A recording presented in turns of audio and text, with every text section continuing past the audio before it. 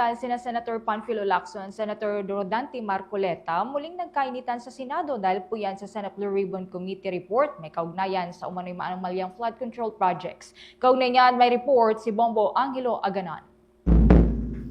Muling nagkainitan sa plenaryo ng Senado sina Senate President Pro Tempore Panfilo Ping Lacson at Senator Rodante Marcoleta matapos questionin ni Marcoleta ang kawalan pa rin umano ng pinal na committee report ng Senate Blue Ribbon Committee kaugnay ng investigasyon sa mga umano'y anomalya sa flood control projects sa bansa. Buwelta naman ni Lacson na siyang chairman ng nasabing komite, nabigyan na umano ang bawat senador ng initial report na may kanya-kanyang kopya at watermark mula sa kanyang opisina. Git ng senador, ginawa ito upang maiwasan ang pagkalat o pag-leak ng dokumento tulad ng nangyari sa naunang draft report ng komite. Ngunit ayon kay Marcoleta, may mga mahalagang detalye o manong kulang sa report, kabilang ang ilang pangalan na dapat ding nabanggit sa investigasyon. Pinunto din ng senador ang hindi pagpapatawag ni Lacson sa ilang mga umano'y sangkot sa anomalya na matataas na opisyal ng gobyerno, katulad na lamang ni dating Undersecretary Adrian Bersamin at dating House Speaker Martin Romualdez. Nga pong nakasulat doon sa transcript, tungkol nga po doon sa binanggit niya sa plenary na pangalang Adrian Bersamin. Paano nga pong mababanggit doon, Mr. President, hindi nga niya pinatawag Samantalang dapat niyang ipatawag sa mismo ang nag-highlight. Ang dami pong tumuturo sa pangalan ni Martin Romualdez. Inimbita po ninyo, hindi dumating, nakiusap ako, naimbitahan uli. Hindi po karaniwang pagnanakaw ang nangyari sa kasaysayan ng ating bansa.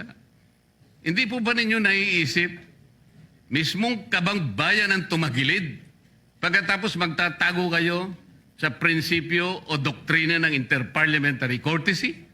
Samantala, mas uminit lalo ang naging sagutan ng dalawang mambabatas nang maungkat ang umunay paratang ng ilang senador, kabilang si Lacson, na isa umanong pro-China si Marcoleta. Sa parehong sesyon, sinabi ni Marcoleta na magpapatawag raw siya ng pagdinig sa Marso 12, kaugnay ng usapin sa West Philippine Sea at hangganan ng teritoryo ng Pilipinas sa pinagtatalo ng karagatan, kung saan kabilang sa iimbitahan ng mga kinatawan ng National Mapping and Resources Information Authority o NAMRIA, Philippine Coast Guard at Philippine Navy, pati rin si dating Supreme Court Justice Antonio Carpio.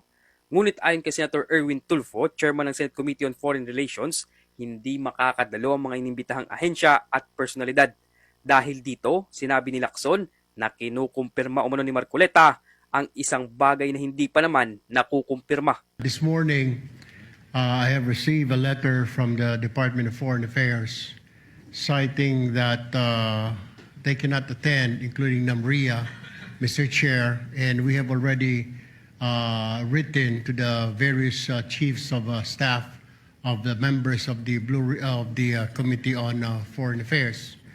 They cited, including NAMRIA, that they cannot attend because of the fact that it is a matter of national security, Mr. President. In other words, Mr. President, the gentleman from Pampanga and Tarlac is confirming something that is not confirmed.